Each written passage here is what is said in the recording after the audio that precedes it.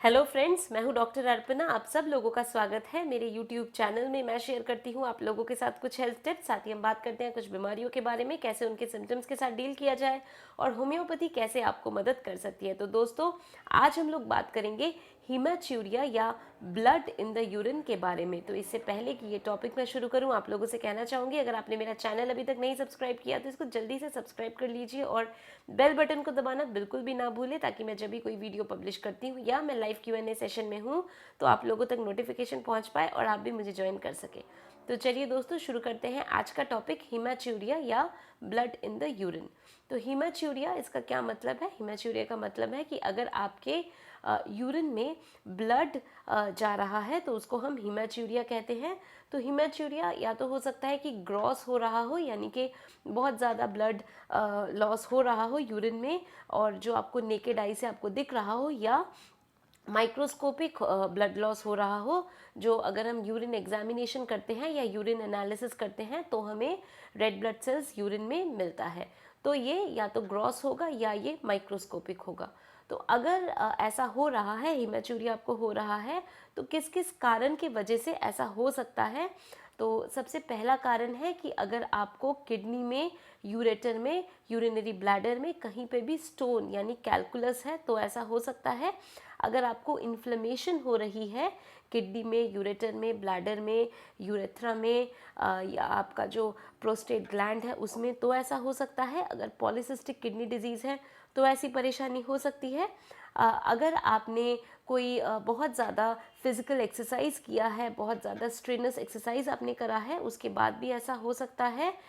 कई बारी अगर ब्लैडर का या किडनी में कार्सिनोमा जैसे कुछ परेशानी है तो उस केस में भी यूरिन में आपका ब्लड जा सकता है। तो इसके सिम्टम्स क्या होते हैं? सिम्टम्स जनरली एक पेनलेस कंडीशन होता है, पर अगर यूरिन में जो ब्लड का अमाउंट है वो ज़्यादा जा रहा है तो हो सकता है साथ में आपको पेन वगैरह का भी महसूस हो, जलन वगैरह का भी साथ में महसूस हो। तो कुछ रिस्क फैक्टर हैं जिसमें कि हीमाच्यूरिया होने के चांसेस बढ़ जाते हैं, जैसे कि अगर आपका प्रोस्टेट बड़ा हुआ है, एनलार्ज्ड प्रोस्टेट है, फैमिली हिस्ट्री है किडनी डिजीज़ की, तो ऐसा हो सकता है। अगर किडनी स्टोन आपको हुआ है या यूरिनरी ब्लैडर में या यूरेटर में स्टोन वगैरह है तो ऐसा हो सकता है कि आपको हीमाच्यूरिया की प्रॉब्लम हो। अगर रिकरेंट बैक्टीरियल या वायरल इन्फेक्शन हो रहा है तो भी हीमाच्यूरिया आपको हो सकता है। तो अगर हीमाच्यूरिया है तो उसके लिए क्या मैनेजमेंट होना चाहिए?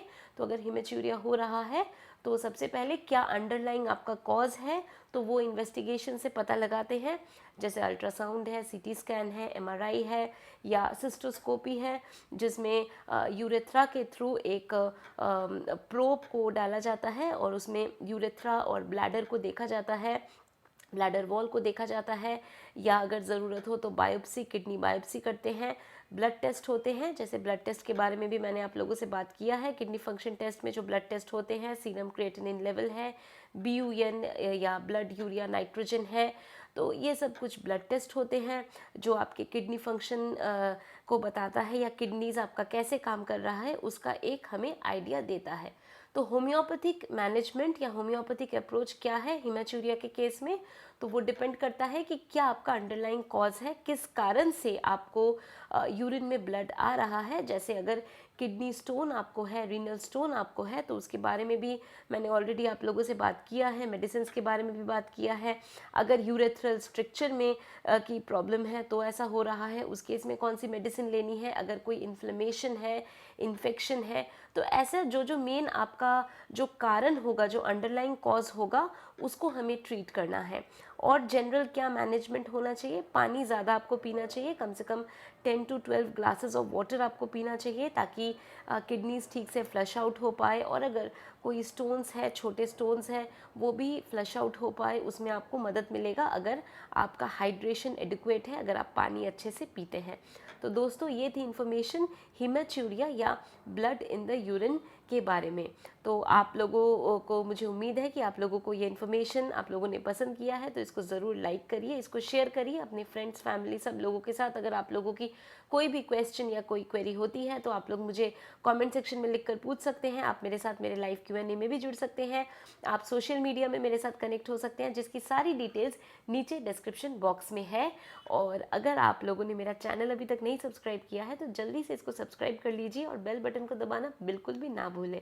और जैसा मैं हमेशा कहती हूँ, खुश रहिए, मुस्कुराते रहिए, स्वस्थ रहिए। इस वीडियो को देखने के लिए और मेरे साथ जुड़ने के लिए आप सब लोगों का ढेर सारा धन्यवाद।